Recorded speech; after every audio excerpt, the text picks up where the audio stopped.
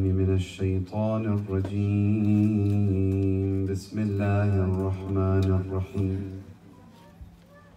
صلى الله عليك يا سيدي ويا مولاي يا رسول الله. صلى الله عليك وعلى أولادك المعصومين. صلى الله عليك وعلى ولدك الحسين الشهيد. صلى الله عليك يا أبا عبد الله يا رحمة الله الواسعة ويا باب نجاة الأمة، يا عبرة كل مؤمن ومؤمنة غريب، يا مظلوم كربلاء. يا ليتنا كنا معكم سادتي فنفوز فوزا عظيما. طيب وفاكم بذكر محمد وآل محمد. اللهم صل على محمد وآل محمد.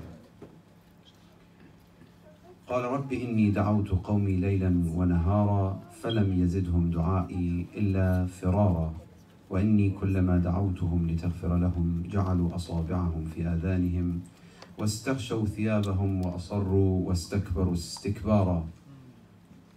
Parmi les grands problèmes de notre époque et toutes les époques, on parle de l'époque de Nuh alayhi salam, c'est le fait de ne pas supporter les conseils, les rappels et ne pas supporter à entendre les messages que celui qui est entre Dieu et l'homme, ou l'imam, ou le prophète, ou les savants religieux, ils n'arrivent plus en fait finalement à atteindre le cœur ou la compréhension des gens de la communauté ou des gens de la société. C'est un grand problème. Pourquoi? Parce que c'est même pas possible de discuter finalement dans ce cas. La discussion est devenue compliquée et difficile. L'accès est presque impossible.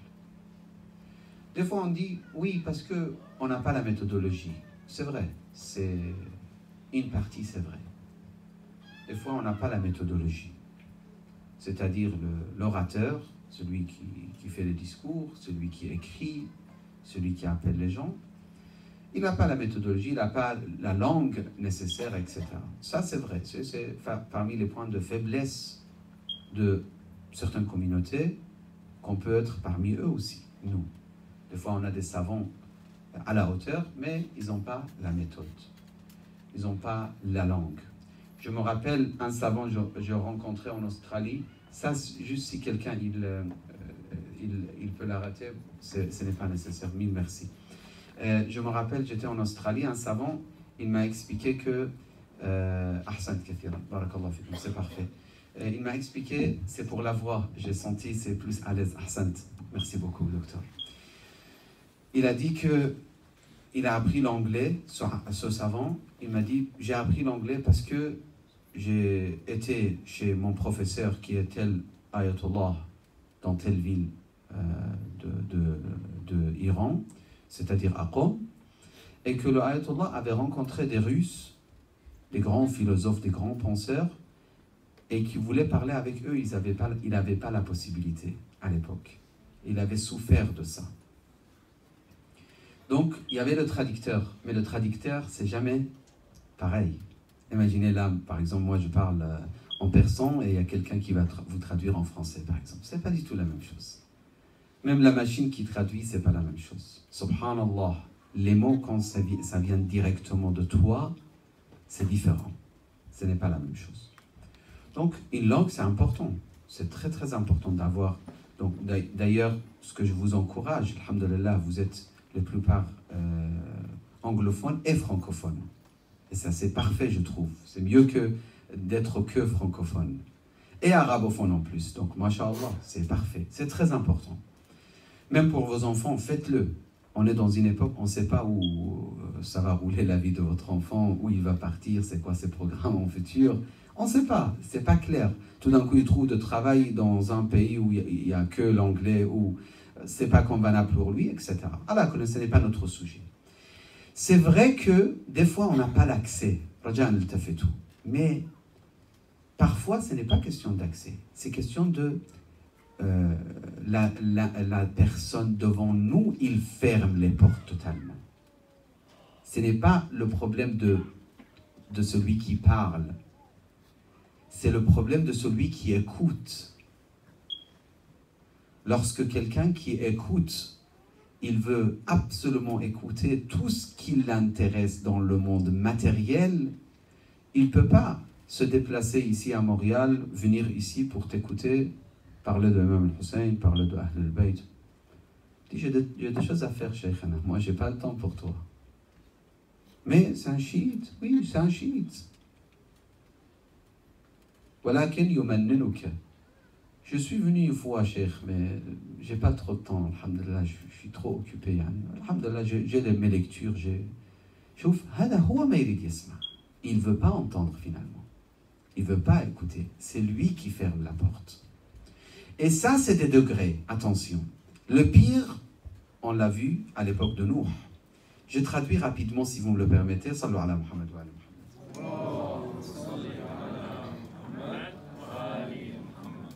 قال رب إني دعوت قومي ليلا ونهارا. Qui parle? Nuh dit j'ai appelé mon peuple jour et nuit. Moi en tant que petit serviteur dans l'école de Ahl al-Bayt, si je viens dans un centre et que je trouve les gens ils ont pas envie d'écouter, je dis je viens plus. Tout de suite on dit il veut pas écouter, c'est pas ma responsabilité. Je ne veux pas me casser la tête, je ne veux pas me fatiguer pour rien. Nabiyullah, 950 ans, appeler les gens vers Allah. Waqa'an, fawq al-khayal. Quelle patience. قال رب إني دعوت قومي ليلا ونهارا. Jour et nuit. Mais les résultats, فلم يزدهم دعائي إلا فرارا. À chaque fois que je les appelle, ils s'éloignent encore plus. Aujourd'hui, quelqu'un m'a posé cette question, il m'a dit, des fois on veut réunir les jeunes, mais lorsqu'on insiste, les jeunes, ils s'éloignent encore plus. Des fois c'est le cas. Des fois malheureusement c'est le cas. Quand tu insistes, peut-être ça devient encore pire et plus compliqué. Imagine,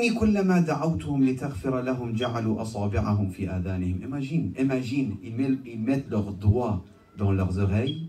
Et là, j'ai vu une vidéo de quelqu'un qui prêchait, qui faisait des discours, un chrétien. Il parlait avec des gens, je ne vais pas rentrer dans le détail. Il leur donnait des conseils, etc. Ils ont commencé à sauter devant lui, ils ont commencé à faire des gestes, etc. D'autres qui applaudissaient, d'autres qui dansaient, d'autres qui criaient. On ne veut pas t'écouter, on ne veut pas t'entendre.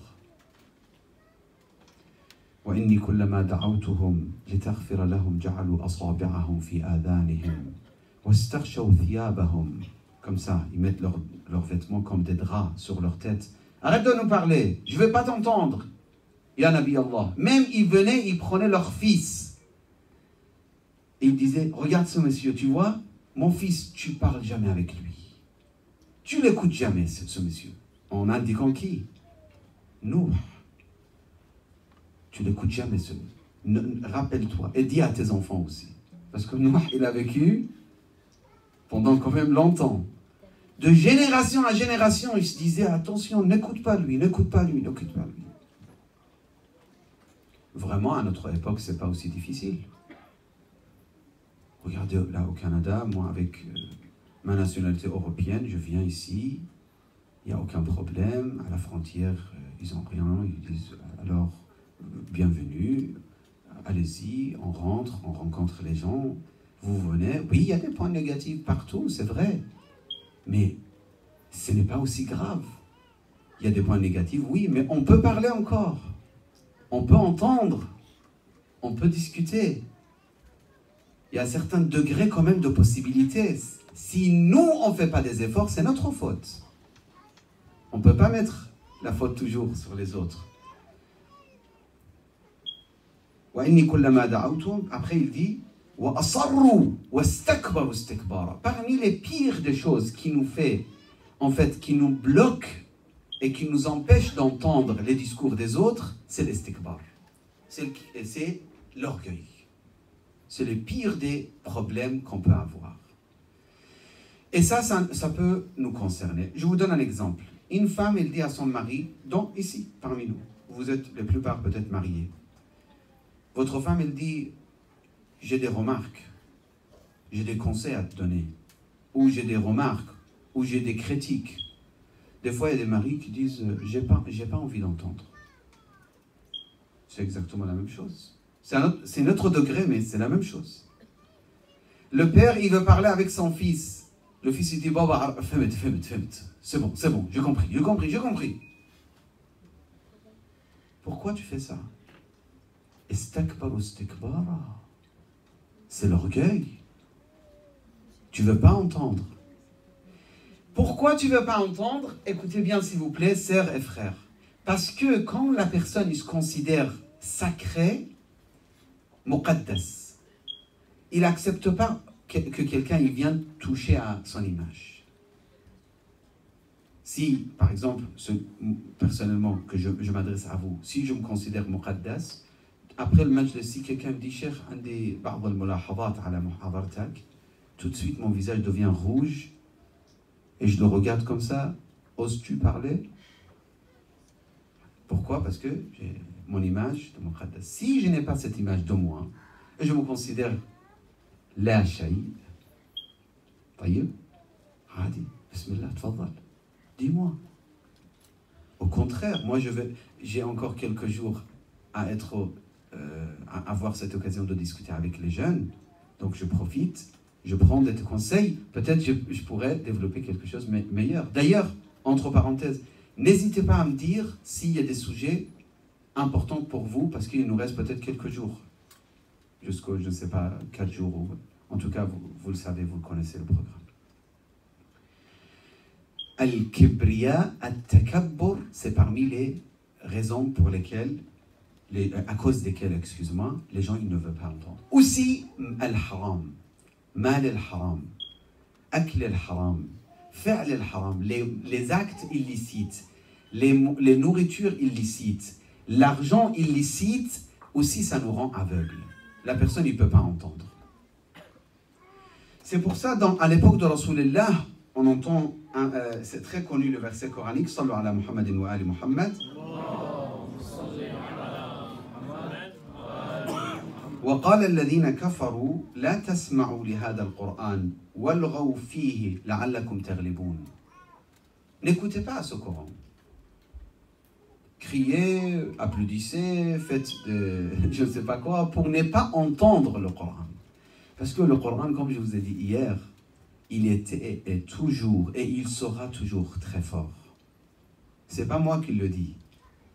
Subhanallah, quand j'ai fait quelques recherches dessus, les arabophones, chrétiens, juifs, musulmans ou même athées, lorsqu'ils voient le Coran, ils voient la beauté.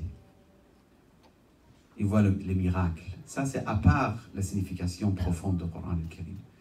Ils ne voulaient pas entendre. وَلَقَدْ كَرَّمْنَا بَنِي آدَمَ وَحَمَلْنَاهُمْ فِي الْبَرِّ وَالْبَحْرِ وَرَزَقْنَاهُمْ مِنَ الطَّيِّبَاتِ وَفَضَّلْنَاهُمْ عَلَى كَثِيرٍ مِّمَّنْ خَلَقْنَا تَفْضِيلًا. J'ouvre comme ça, c'est un verset magnifique. Je passe encore la même chose. وَإِذْ بَوَّأْنَا لِإِبْرَاهِيمَ مَكَانَ الْبَيْتِ أَلَّا تُشْرِكْ بِي, etc. La beauté extrêmement magnifique du Coran, ils ne pouvaient pas l'entendre. Les gens de Quraysh lisaient un petit peu l'histoire de Quraysh, ils étaient impressionnés. Ils se sont promis de ne jamais écouter le Coran. Après, ils se sont retrouvés tous à côté de la maison de notre noble prophète en train d'écouter la nuit. Le prophète, il récitait le Coran et eux, ils écoutaient. Pour eux, c'était quelque chose d'extraordinaire. Je me rappelle parfaitement, j'ai lu le Coran, Surat Maryam. C'est magnifique comment il explique le Coran, l'image de Marie. vraiment aussi que les chrétiens, vous transmettez pas, vous faites pas entendre chrétien. Je l'ai lu à Paris, dans une église proche de Champs-Élysées, vraiment dans Paris, c'est-à-dire, et c'était avec micro, et église, parmi les églises très anciennes, et il y avait des chrétiens également de l'Égypte. Une fois récité quelques versets, ils sont venus avec les larmes dans les yeux. Ça, c'est, j'ai constaté, j'ai vu, je ne vous raconte pas des histoires. En disant, mais cette image, c'est exactement ce qui s'est passé à l'époque de Ja'far al-Tayyar et l'Éthiopie, on dit al-Habasha. C'est exactement la même chose.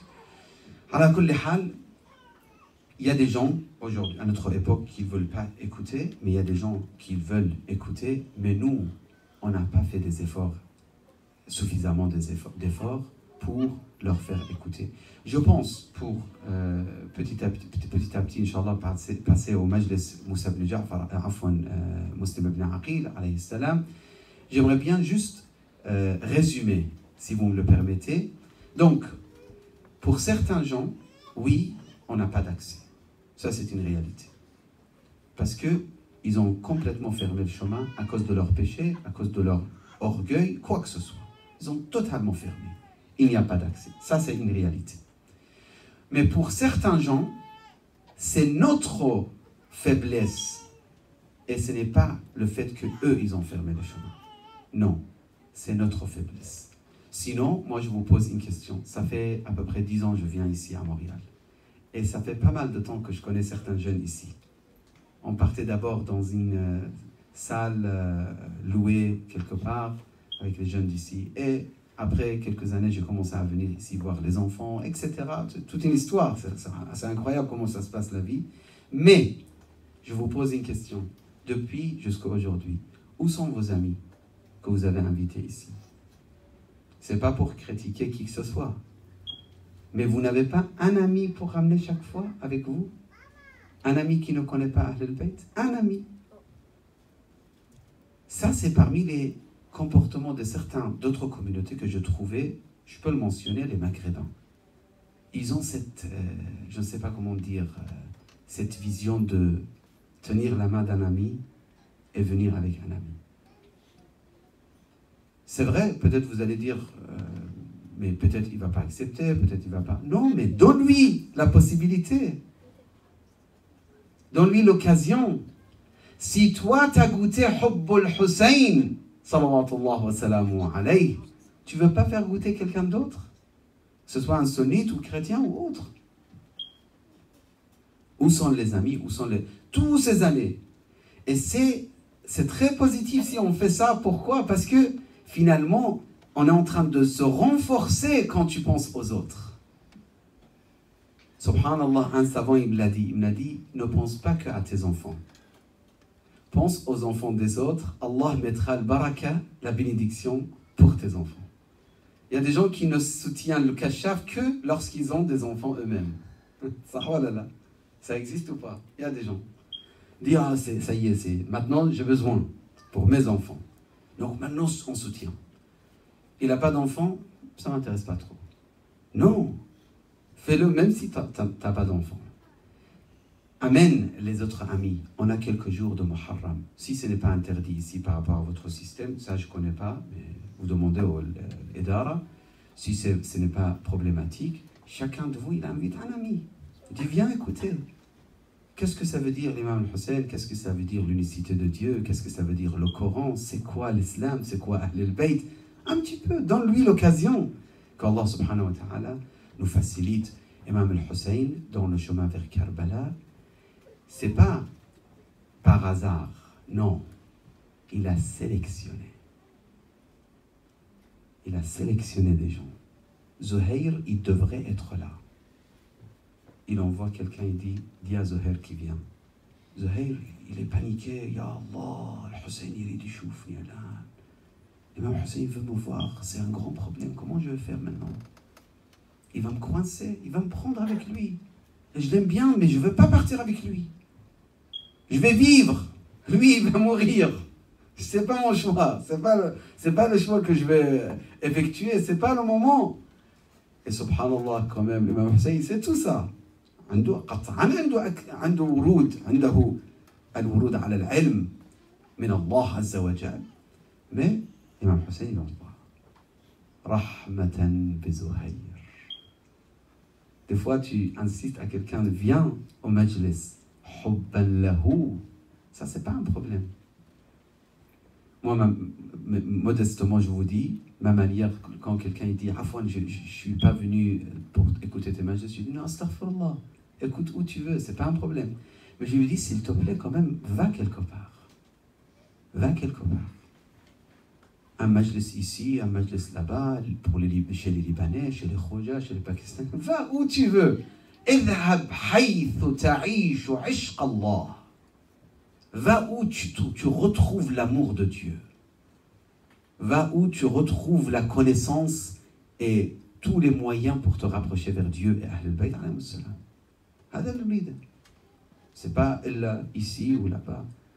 Que ce soit devant moi 1000 personnes, 200 personnes, 50 personnes, 10 personnes, pour le jour du jugement, ça change absolument rien. Subhanallah, le système d'Allah, c'est incroyable. وَلَوْ شَاءَ اللَّهُ لَهَدَى النَّاسَ جَمِيعًا. Qui est Mustafa pour Zayd ou Amr ou Hajj ou Sheikh ou Sayyid pour guider? Allah. وَلَوْ شَاءَ اللَّهُ لَهَدَى النَّاسَ جَمِيعًا. Ça c'est épreuve, ça c'est des tests. Abu Abbas, fais tes devoirs. Ali, fais ton devoir. Hajj Folan, docteur Folan, faites votre devoir, c'est tout.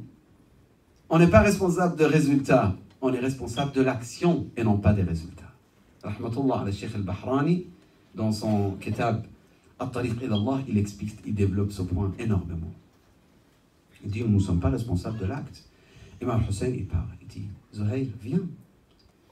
Et quand même, Omar ibn Saad, Imam Hussein lui parle. Il dit, Omar ibn Saad, qu'est-ce que tu es en train de faire? Il parle à Zuhair, il parle à Omar, il parle à Hur. Al-Hur, كان عنده adab. Quand l'imam il a dit Thakalatka Ummuk ou quelque chose d'autre, il a dit Ummuk az-Zahra, moi je ne peux rien dire. Et Allah, grâce à son adab, il l'a protégé de l'enfer. Etc. Chacun de nous, on est dans la même position. On ne ferme pas nos oreilles. Ikhwani, akhawati, ne croyez pas que ça concerne que les gens de Nuh. Non, à notre époque aussi. Comme j'ai dit il y a quelques jours, et je le répète, Cheikh Bahjat Rahmatullah alayhi, il disait, vous pouvez devenir Salman, pourquoi vous ne voulez pas être Salman? Pourquoi vous vous contentez d'être un homme parmi les hommes, une femme parmi les femmes? Là, Ukhtil Fadila, tu peux être à la hauteur de, par exemple, Maqam al-Banin. C'est possible ou pas? Moi je vous dis, elle ne peut pas être une sœur ici, elle ne peut pas être Zainab. Un frère ici ne peut pas être Imam al-Hussein. Non, c'est impossible, je vous le dis. Mais une sœur ici, elle peut être al-Banin. Elle peut ou pas? Oui, elle peut. Et un frère ici, il peut atteindre le maqam de certains grands personnages de l'islam, comme Salman. Pourquoi ne pas le faire? Assalamu alayka ya Muslim ibn Aqil. Muslim ibn Aqil, il a fait ses devoirs. Et moi, je pense que c'est faux l'image qu'on donne, comme si Muslim ibn Aqil, comme un misérable, je ne sais pas comment, non. Il a fait ses devoirs. Muslim ibn Aqil, il a fait ses devoirs. Des milliers qui étaient avec lui. Yawm al-Qiyamah, le jour du jugement, c'est des arguments face à toutes ces personnes qui lui ont écrit des lettres, qu'ils ont signées, qu'ils ont promis. Inch'Allah, نحن اليوم نمضي مع الحسين ونقف على العهد. On fait dua l'un pour l'autre. Muslim ibn Aqil, c'est vrai, il a perdu au niveau de matériel, mais c'est pas ça la perdition. Il est victorieux au niveau de spirituel. Muslim, jusqu'à aujourd'hui, 1400 ans, combien des millions de personnes qui versent les larmes sur Muslim en disant Assalamu alayka ya Safir al-Hussein. Assalamu alayka ayyuha al-gharib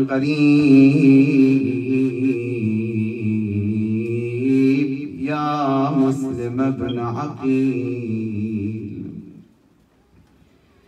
وصل مسلم في أزقة الكوفة. Il marchait dans les rues de Koufa. Il ne connaissait pas les rues de Koufa. Une fois retourné son visage pour voir les compagnons qui étaient avec lui, il se retrouve complètement seul. Il commence à marcher par là, il prend ce chemin et l'autre chemin jusqu'à ce qu'il arrive devant la maison d'une femme qui s'appelait Tawa.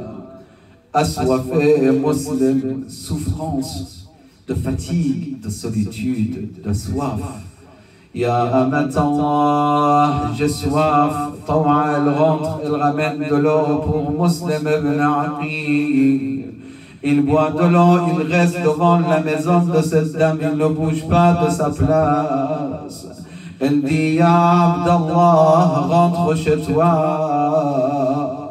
Je ne te permets pas de rester devant ma maison, Ya Abdallah. Rentre chez ta famille, rentre chez toi. Et là, Muslim ibn Aqil, il dit, je n'ai pas de famille dans cette ville. Qui tu es, Ya Abdallah? Ana Muslim ibn Aqil,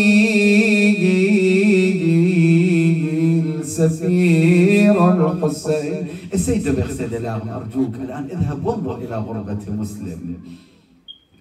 أنا مسلم ابن عقيل سفير الحسين. Les gens m'ont promis de me soutenir, mais ils ont abandonné le chemin de Ahl-al-Bayt. Assalamu alayk. Cette dame, tout de suite, il l'accueillit chez elle. Elle dit, tu peux te reposer dans cette maison. Ya Muslim ibn Aqil, si tu es le Safir, l'ambassadeur de mon maître, Imam al-Hussein, donc je donne tout ce que je peux et je serai à ton service. Yabn al-Atayib, ô homme pur, fils des hommes purs. Cette nuit, il est resté musulman avec des prières et des adorations. Le lendemain, les ennemis de Dieu, ils arrivent et ils ont commencé à combattre cet homme jusqu'à ce qu'il a été très blessé. Il l'amène avec plein de blessures devant Qasr al-Imara. Il avait soif, Muslim ibn Aqil. Il voit de l'eau dans les mains de quelqu'un. Juste devant le château Qasr al-Koufa, il demande de l'eau. Et l'homme qui lui donne de l'eau, il prend l'eau pour boire de l'eau musulmane. Sallu ala Muhammad wa ala Muhammad. Allahumma salli ala Muhammad wa ala Muhammad. Muslim ibn Aqil, il essaye de boire de l'eau, mais le sang qui coulait de son visage tombe dans l'eau. Le musulman, il verse de l'eau, il reprend une autre fois. La même chose, troisième fois, il se dit, apparemment, ce n'est pas écrit pour moi de boire de l'eau. Apparemment, je dois quitter ce bas monde assoiffé. Je dis au musulman, oui, Muslim ibn Aqil, tu as quitté ce bas monde assoiffé. Al-Abbas alayhi salam également, il a quitté ce bas monde assoiffé. Encore qui? Les enfants de Hussein ibn Ali, ils ont quitté certains enfants, ils ont quitté ce bas monde assoiffé. L'imam lui-même, assalamu ala al-'atshan al-gharib, assalamu ala الجبهة المدمات بالدماء. السلام على اللحية المخضبة بالدماء. لا حول ولا قوة إلا بالله العلي العظيم. إنا لله وإنا إليه راجعون. وسيعلم الذين ظلموا أي منقلب ينقلبون. إلهنا نسألك وندعوك بمحمد وعلي وفاطمة والحسن والحسين والتسعة المعصومين من ذرية الحسين إلا عجلت في فرج إمام زماننا يا الله. اللهم عجل في فرج إمام زماننا، اجعلنا من خير أنصاره وأعوانه. اشف كل مريض، رد كل غريب، فك كل أسير، أصلح كل فاسد من أمور المسلمين. إلهنا فرج عن أمتنا الإسلامية في كل مكان يا الله. Ya Allah, on te demande par Mohammed ou Ali Mohammed de protéger nos enfants, de nous protéger et de nous éloigner de toutes sortes de péchés. Ya Allah. Allahumma bihaqq Mohammed wa Ali Mohammed, on te demande de nous rendre parmi les meilleurs serviteurs de Ahl al-Bayt, les meilleurs partisans de Amir al-Mu'minin et les meilleurs serviteurs de Imam al-Mahdi, nous et nos enfants. Ya Allah. اللهم وفق أخواتي الحاضرات لخدمة الدين وتربية المؤمنين، وفق إخواني وأخواتي لتربية ذريتهم تربية صالحة، اجعل عواقب أمورنا خيرا، أخرج حب الدنيا من قلوبنا، واجمع بيننا وبين المصطفى وآله. إلى أمواتنا أموات الحاضرين، الفاتحة مع الصلوات.